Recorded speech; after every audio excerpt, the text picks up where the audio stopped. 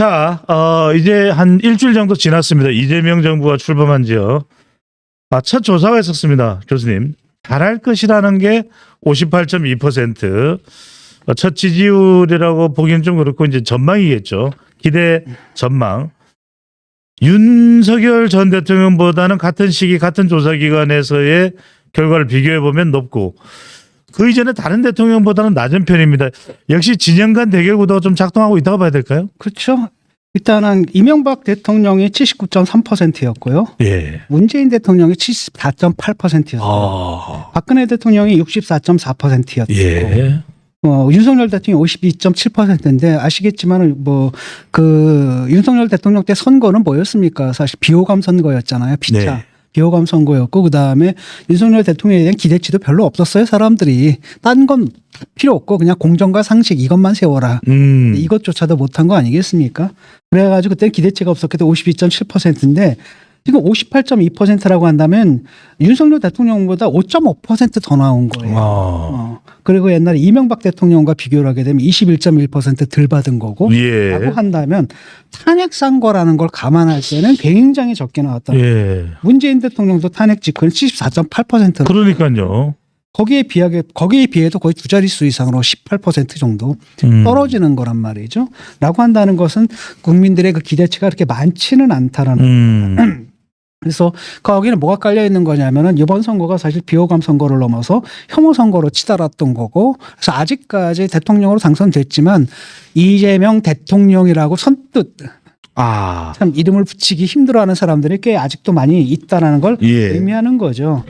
제가 볼 때는 이게 뭐냐면은 지금 중간층이 사라졌다는 거예요. 옛날에 선거 때는 정말 그냥 뭐 백중세로 맞붙었어도 뭐 예. 50일 막 이렇게 맞붙었어도 딱 끝나고 나면 어땠습니까? 뭐 70% 거의 이명박 대통령 80% 정도 예. 문재인 대통령 것도 75%가 기대를 했단 말이죠. 하다못해 박근혜 대통령 64.4%가 기대를 해줬고 그건 바로 뭐냐면 박근혜를 찍지 않았던 분들도 상당수가 기대를 걸었다라는 얘기잖아요. 예. 그건 바로 뭡니까? 중도층이라는 게 있는 거예요. 비록 선거에서 내가 당신을 찍지 않았지만 그래도 당신은 내가 나의 대통령으로 인정할게라는 사람들이에요. 그런 사람들의 수가 확 줄었다라는 겁니다. 중도층이. 그래서 김장하 선생인가 그분이 이제 그 진주 분이시죠. 네. 그분이 그렇게 얘기를 하더라고요. 그 이재명 만났을 때 했다라고 얘기하는데 예. 중간층이 두터워야 된다. 두터운 중간층이 있어야 되고 정치가 양쪽 극단에 휘둘려서는 안 된다라는 이제 얘기를 했는데 예. 뭐 양쪽 다 진영 모두에게 이제 해당되는 거죠. 지금 양쪽 다 극단적인 소수들이 전체를 갖다 지배하는 이런 양상이다 보니 점점 중간층이 사라져 버리는 거예요. 그러다 보니까 대선이 끝나고 나서도 사람들 마음에 모이지 않는다라는 거예요. 사실은 뭐 58이라고 하면 그냥 거의 안 모였다는 얘기잖아요. 거의 그대로 남아있다라는 겁니다. 그 지지율 같은 경우에는 제가 볼 때는 당분간은 그 지지율을 아마 유지할 것 같아요. 네. 왜냐하면은 일단은 디폴트 값이 깔려 있는 게 이재명 대통령한테 굉장히 좋은 겁니다. 왜냐하면 윤석열 대통령이 너무나 못했거든요. 워낙 최악을 했단 말이죠. 예. 기대수준이 굉장히 낮아요. 기저효과가 있겠네요. 기저효과가 있는 겁니다. 기준점이 상당히 낮다는 겁니다. 예. 그보다 잘하게 되면은 유지가 된다는 거죠. 이 지지율이. 그다음에 또 다른 한편으로는 그러니까 탄핵 국면이 일단은 마무리가 된 거잖아요. 6개월 예. 동안 사실 좀 혼란스러웠잖아요. 6개월 동안 도대체 우리 사령탑이 누구냐라고 해서 지금 이 굉장히 어려운 시기에 경제 사령탑이라든지 외교 사령탑이 없는 상태 속에서 일단은 그런 불안정성을 극복했기 때문에 그런 안정성, 안정희구의 욕망들이 좀 있을 겁니다. 네. 그렇기 때문에 이제 58%는 계속 유지가 될 텐데 한동안. 근데 문제는 뭐냐면 이게 경제 사정이 워낙 안 좋아요. 워낙 안 좋고 사람들이 경제가 나빠지면 항상 누굴 탓합니까? 대통령 탓할 수밖에 없는 거고 예. 대통령 책임이라고 말할 수밖에 없는 것 아니겠습니까? 워낙 지금 안 좋아가지고 탄핵 국면이긴 하지만 탄핵 국면으로 대통령이 됐다 하더라도 경제 상황이 너무 안 좋아서 이 지지율을 오래 끌고 가긴 힘들다. 물론 이제 대통령이 돼가지고 뭐 TF팀도 꾸리고 예. 빠르게 좀 움직이고 있거든요. 그래서 결국 현금 뿌린다는 얘기인데 내수를 살리기 위해서 현금을 뿌린다는 건데 지금 정부의 확장 재정이 필요하다는 데서는 여야 사실 동의가 있어요. 왜냐 수출도 좀 잘 안 되는데 내수도 좀 가라앉고 있거든요. 그러니까 그러기 위해서는 정부가 재정을 좀 풀어야 되는 거예요. 그건 맞는데 문제는 뭐냐, 푸는 방식이 현금 또 살포 얘기 25만 원 이야기가 나옵니다. 한국민한테 또 25만 원 준다라고 하는데 이게 맞는가라는 거. 왜냐하면 지금 우리가 있는 게 일시적인 현상이라고 한다면 뭐 코로나를 맞아서라든지 그런 경우 있잖아요. 그런 경우라면 그게 맞아요. 맞을 수도 있습니다. 왜냐 앰플 주사를 바로 맞아야 되거든요. 근데 지금 이 위기는 구조적인 거란 말이죠. 구조적인 거라고 한다면 정부에서 재정을 쓸 때 그게 일시적으로 그래서 그 돈 다 뿌리고 나서 잠깐 살린 다음에 가라앉으면 그다음엔 어떡할 거야. 이런 문제가 생기는 거 아니겠습니까? 예. 라고 하니까 정부에서 일단 재정적 역할을 강화하는 건 좋은데 그 방향성의 문제거든요. 그러니까 사실은 정부가 투자를 늘려야 되는 거예요. 이거 뿌려주는 거는 예를 들어 가지고 뭐 가난한 사람들 그걸로 쓸 수가 있겠지만 많은 사람들한테는 그게 어디로 가는 겁니까? 그냥 저축으로 가는 거거든요. 그거 받았다가 돈을 더 쓰거나 이런 경우가 누구나 더 있겠습니까? 예. 그건 아니고 저축으로 가는 거고 많은 경우에 또 그렇게 늘어난 유동성이 또 어디로 흘러가요? 또 부동산으로 흘러갈 수도 있는 이런 문제거든요. 그래서 내가 볼 때 이거 투자를 해야 되는데 그 투자라는 게 승수가 있어요. 이제 승수 있잖아요. 예. 효과. 승수 효과. 네. 그게 보통 이제 승수 효과가 0.2라고 한다면은 직접 현금 살포하는 게 정부 투자 같은 게 0.6이래요. 한은의 자료에 따르면 3배가 높다라는 거죠. 예. 그럼 방향을 어디로 틀어야 되는지 알죠. 정부 투자로 틀어야 되는 거고 거기서 상당히 꼼꼼하게 예. 이루어져야 되는 그것 자체가 경제 효과도 높고 그다음에 이게 구조적인 문제이기 때문에 우리나라의 구조적인 문제를 해결하는 쪽으로 예산이 그렇게 정확하게 쓰여야 되는데 이재명 대통령 같은 경우 여태까지 정치를 해온 과정에 뭡니까? 현금 살포하고 사람들이 찍어주니까 돈 들어오네. 그래서 그걸 갖다가 이제 정치적 효능감 이러면서 자기 표를 끌어왔던 이런 공식을 갖고 있거든요. 이런 공식을 갖고 있기 때문에 이번에도 또 그렇게 간다라는 겁니다. 근데 문제는 뭐냐면 이 돈은 다 뭘로 남는 거예요? 부채로 남는 거고 우리나라가 국가 부채 수준이 상당히 아직까지는 괜찮습니다. 아직까지는 양적으로나 질적으로는 괜찮은데 이게 극히 악화되는데 문제는 뭐냐 우리가 급속히 고령화가 되고 있기 때문에 정부 지출은 앞으로도 계속 늘어날 거라는 겁니다. 안심할 수 없는 상태에다가 특히 젊은이들 같은 경우 여기에 상당히 이제 불만이 있는 거죠. 그렇게 쓴 다음에 나중에 누가 갚아? 예. 우리가 갚아야 되는데 이런 문제가 있잖아요. 그래서 요거를 뭐 반도체에다 100조를 한다라고 하는데 그 재원 마련도 문제고. 예. 중요한 건 뭡니까? 투자를 하는 건 좋은데 막 쓴다고 되는 건 아니잖아요. 그러니까 지난번에도 보니까 뭐 엔비디아 같은 회사를 만들겠다는 이런 황당한 안만 내거든요. 그러니까 100조 쓴다는 건 좋게. 근데 문제는 뭐냐면 구체적으로 어디에 필요한 거고 이런 것들에 대한 구체적인 안을 갖고 있지는 않거든요. 그런 상황 속에서 뭘 하는 거냐면 일단은 앰플 주사 그래서 25만 원씩 쫙쫙쫙쫙 뿌린다라는 건데 예. 그게 뭐 내수 진작 효과가 없지는 않을 겁니다. 있을 거예요. 그런데 그건 일시적일 거라는 거 아닙니까? 이런 방향으로 가는 것이 조금 저는 걱정됩니다. 이게. 네. 자, 지금 국가 재정 건전성이 어느 정도 괜찮다 하더라도 지금 중요한 말씀을 해주셨습니다. 진 교수님께서 미래를 생각한다면 펑펑펑펑펑펑 쓸 일은 아니다라는 그렇죠. 점을 강조해 주셨습니다. 그러니까 이걸 보건데 사실은 이게 굉장히 일시적인 것에 그칠 것 같고 그렇다고 하면 우리의 구조적인 경제적 문제는 그대로 남아 있기 때문에 아마 이제 집권 1년차, 2년차 들어가게 되면 이제 거기에 대한 국민들의 평가가 나올 거라는 겁니다. 그럼 지지율이 올라갈 수가 없죠. 예. 근데 이분이 그런 구조적 문제 해결책을 갖고 있는가, 또 그걸 갖다 구조적 문제 해결할 의지가 있는가라고 했을 때 저는 그건 잘 안 보여요. 아직까지는. 물론 아직까지. 잘 되기를 바라는데 예. 그게 잘 안 보여서 결국은 이게 한동안은 유지되지만 그렇게 오랫동안 또 유지될 수는 없을 거다라는 생각이 들어요. 근본적인 것을 더 좀 꼼꼼히 따져봐야 된다라는 이야기를 해주셨습니다.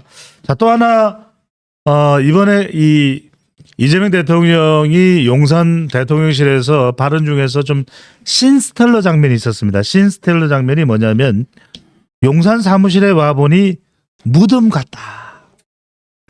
PC도 없고 노트북도 없고 프린트도 없다. 예. 이 비판을 한 것은 아무것도 남겨두지 않고 윤석열 정부가 윤석열 대통령실이 주랭랑을 쳤다 뭐 이런 의미일까요? 그렇죠. 그 왜 그랬냐면은 그 정진석 비서실장인가 그분이 뭐 명령을 내렸다 그러더라고요. 몽땅 다 비우라고 명령을 내렸고 그걸 가지고 이제 민주당에서는 뭐 증거 인멸이니 뭐 온갖 얘기를 지금 다 하고 있잖아요. 예. 근데 사실은 이게 뭐 때문에 그러냐면은 문재인 정부 시절에 청와대 딱 들어갔는데 캐비넷에서 문건이 나와버렸잖아요. 아. 캐비넷에서 문건이 나왔으면 그걸 갖다가 그냥 그대로 국가 기록원으로 이송하는 게 이게 맞거든 원래는. 근데 이걸 갖다가 특검에 줘버린 거예요. 검찰하고 특검에다 갖다 줘가지고 수사를 하라고 시켜버렸거든. 아. 그래서 나중에 이것 때문에 최순실 국정농단, 그다음에 문체부 블랙리스트 이게 터져가지고 사람들이 그때 많이 이제 감옥도 가고 막 그랬잖아요. 예. 그런 문제 때문에 지금 그런 거거든요. 그래서 이게 사실 수사에서 유죄 증거로 사용됐는데 대법원 판결에서 뭐라고 하냐 이게 불법이라고 나왔어요. 아. 이렇게 되면은 그럼 정권마다 다 들어와가지고 다 털지 않겠느냐라는 거죠. 그러니까 이거 사실은 이건 그냥 그대로 이관하는 게 맞다라고 얘기가 나왔던 겁니다. 예. 근데 그렇기 때문에 이제 그런 게 있기 때문에 이 사람들이 그걸 갖다 남기지 않게 해서 몽땅 다 비운 것 같은데 문제는 뭐냐면은 문재인 정권도 그렇게 했었어요. 문재인 정권 때도 딱 들어와가지고 보니까 컴퓨터가 깡통이었다라는 거 아닙니까? 아. 그리고 수건 한 장 안 남아 수건 한 장도 안 남아 있었대요. 그러니까 자기들도 그렇게 했던 거예요, 그거는. 대변 보고 손도 못 닦네요. 그러니까 자기들이 그렇게 했었잖아요. 그래가지고 사람들 감옥을 보냈었거든요. 라고 하니까 이제 우리가 당할 차례네 해서 자기들은 그 위험을 없애기 위해서 그냥 몽땅 다 비웠던 거고 그게 요번에 또 다시 반복이 된 거죠. 그러니까 이게 굉장히 불행한 사건입니다. 원래는 이런 게 나왔다 하더라도 그냥 예. 국가 기록으로 하면 되거든요. 그 밖에도 뭐 잘못한 게 있으면 다른 증거들이 있잖아요. 그걸 찾아서 처벌하게끔 내뒀어야 되는데 이걸 딱 와 신난다 해서 신나게 써먹고 그냥 여기저기 언론에 터뜨려서 신나게 써먹은 다음에 이제 그 검찰 갖다 주고 특검 갖다 주고 수사해라 그래서 이른바 적폐청산에 그냥 불쏘시개를 썼단 말이죠. 예. 그게 있으니까 자기들 딱 나갈 때는 자기들이 이제 쫄리는 거예요. 아. 그러니까 자기들도 싹 비워왔던 거거든요. 근데 이번에도 그 짓을 똑같이 한 거예요. 이걸 가지고 무슨 저쪽만 그랬던 것처럼 얘기하는 건 우습다라는 거죠. 예. 애초에 그런 행위 자체가 잘못된 거예요. 그게 사실 불법이죠. 예. 예. 왜냐하면 청와대 대통령실은 수사의 주체가 될 수가 없거든요. 그러니까요. 적어도 이런 상황이 돼서는 안 되겠다. 적어도 제대로 인수인계는 해야 되는 거 아닌가 싶은 생각이 듭니다. 자, 그러니까 인수인계를 네. 했대요. 인수인계를 아. 했는데 이제 자료들이 남은 예. 자료들을 다 없앴다는 거죠. 공개에. 그것도 사실은 좀 과도한 거죠. 왜냐하면 원래부터 옛날부터 그걸 갖다가 원래 인수인계용으로 사용하면 되는데 예. 그걸 다른 용도로 사용했잖아요. 그래서 상대의 정적을 갖다 공격하는 재료로 했기 때문에 예. 그게 이제 문제가 됐던 거죠. 그리고 네. 그것은 이번만이 아니라 그 전에도 그랬고. 갑자기 옛날 생각이 나네요. 아무 문제가 없으니 가지고 있는 거 다 제출해라. 그러고 나서 또 오지게 맞았던 생각이 납니다. 자, 이재명 정부 첫 수석진 인선이 있습니다. 우상호, 오광수, 이규현. 대체로 뭐 언론들이나 대중들의 평가는 아주 나쁜 것 같지는 않습니다. 이 교수님 어떻게 평가하시는지요? 저도 뭐 크게 나쁘진 않아요. 네. 그 다음에 또 하나는 뭐냐면은 허니문 기간이라는 게 이제 거의 없어지다시피 했는데 예. 저는 계속 허니문 기간이 있어야 된다고 보거든요. 네. 정권이 바뀌었으면은 뭐 웬만한 것 같은 경우에는 지금 눈 감아주고 넘어갈 필요도 있는 거예요. 저 사람 내 마음에 안 든다 그래가지고 무조건 안 돼 뭐 이런 식으로 따지는 게 아니라 당연히 내 마음에 안 드니까 예. 안 드는 사람이 된 거거든요. 국민의 뜻이 그런 걸 어쩌겠어요. 그렇기 때문에 사실 인사 문제에 대해서 정말 극단적인 경우가 아니면은 그냥 눈 감고 넘어가주는 게 좋다라는 그 기준이 하나가 있고요. 예. 또 인사 자체를 봐도 그렇게 큰 무리하다고 보지는 않아요. 우상호 이분은 상당히 합리적인 분입니다. 그러니까 극명한 친명하고는 좀 거리가 좀 있어요. 예. 오히려 그쪽 에서는 좀 소외됐다라고까지 하기는 뭐하지만 이른바 찐명 그룹에 들어가거나 이런 사람은 아니고 그다음에 나도 이제 방송 토론을 여러 번 해봤잖아요.라고 하는데 그렇게 무턱대고 그냥 막 막무가내로 말도 안 되는 소리 하거나 이런 분은 아니라는 겁니다. 상당히 합리적인 판단력을 좀 갖고 있는 분이기 때문에 이게 사실 이재명 정권한테도 좋아요. 뭐 그 자리에 이제 예컨대 정청래 비슷한 사람 있잖아요. 예. 이런 사람들 앉혀놓으면 그냥 국정에 폭주를 하는 거잖아요. 그러니까 정무수석이라는 게 결국 대통령실하고 국민을 연결하는 자리거든요. 예. 그래서 정무적 판단을 내리는데 그런 판단을 내릴 때 극단적이지 않은 사람을 앉혔다라는 것은 사실은 이재명 대통령에게도 상당히 좋은 현상이죠. 그리고 국민들한테도 상당히 좀 안심할 수 있는 현상인 것 같고 예. 최소한 막 가지는 않을 거라는 거 이렇게 되면. 그다음에 이규현 이분은 뭐 옛날에 JTBC에서 그러니까요. 했던 분인 것 같고. 그러니까 이분을 홍보소통수석으로 임명한 배경도 교수님 좀 궁금하긴 합니다. 이규현 전 JTBC 보도부문 대표의 경우에는 우리에게 알려져 있는 것은 이 탐사 보도로 네. 좀 많이 알려져 있거든요. 근데 뭐 어쩌겠습니까? 이거 대개는 이 자리는 대부분 다 언론계 출신들이 많이 맡아왔잖아요. 그래서 네. 그냥 그렇게 된 것 같고 무난하게 그렇게 된 것 같고 오광수 이제 이분이 아마도 문제가 되는 게 오히려 민주당 내부에서 문제가. 그러니까요. 왜냐하면 이재명 대통령과 연수원 동기라고 하더라고요. 예. 그래서 검찰도 특수통이에요. 근데 이 사람들이 또 검찰 이데올로기를 갖고 있잖아요. 검찰은 악마다 뭐 이런 식으로. 예. 그다음에 악마 세력의 핵심 집단이 바로 특수통이다라고 하는데 또 대통령 당신이 말이지 검찰 개혁을 얘기하면서 어떻게 그 검찰 개혁의 그 암세포 중에 암덩어리인 그 특수통을 또 갖다 쓰느냐. 고양이에게 생선가게를 맡기느냐. 네. 그래서 이제 그런 우려 때문에 막 비난을 좀 했던 것 같거든요. 근데 문제는 뭐냐면 저는 이건 칼이라고 생각을 해요. 검찰을 향한 칼이다. 왜냐하면 특수통이기 때문에 그쪽을 잘 알 거 아닙니까? 그러니까 예. 검찰을 완벽하게 무력화하는 게 지금 이 정권의 기조란 말이죠.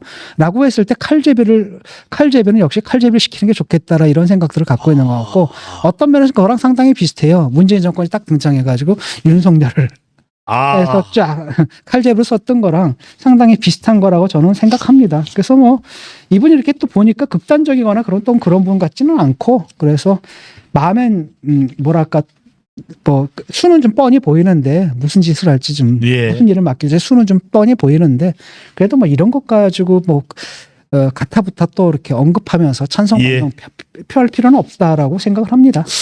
오광수 민정수석이 이재명 정부에서 대선 후보가 되는 건 아니겠죠? 아유. 알겠습니다. 그럴 일은 전혀 없고요. 네. 아마도 제가 칼제비를 쓸 것 같아요. 왜냐하면 검찰을 갖다 이제 무력화를 시켜야 되는데 예. 그러려면 아마도 검찰을 잘 아는 사람이 필요할 거다라고 해서 쓴 것 같아요. 왜냐하면 예. 그런 비난을 무릅쓰고도 썼다라는 게 단지 연수원 동기다라는 이념만 갖고 설명되지는 않거든요. 네. 영화배우와 이름이 많이 비슷해서 같나요? 그분이 더 고생을 하고 있다 이야기도 전해지고 있습니다. 자, 이재명 대통령 이 국무회의를 계속하면서 윤석열 정부의 인사들하고도 지금 동거를 하고 있는데 라면 한 개가 2,000원 한다는데 진짜냐?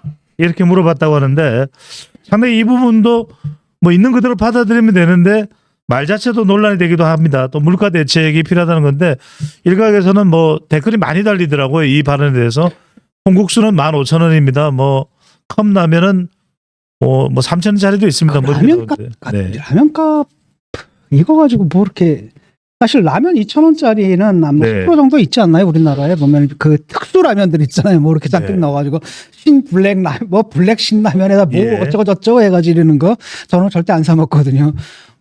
그래서 제 기억에는 1,000원대 좀 넘는 그 수준으로 계속 기억하고 대부분의 라면이 예. 2,000원 얘기를 하는데 요즘 많이 비싸졌는데. 저는 이거는 별 의미가 없다고 생각을 해요. 예. 지금 아니 이게 점심 사 먹는 데가 만 원, 13,000원 뭐 이렇게 되는데 그러니까요. 라면값 그거는 큰 문제가 아니고 예. 내가 볼 때는 이런 건 별로 중요하지 않고 또 하나는 뭐냐 불필요하다고 봐요.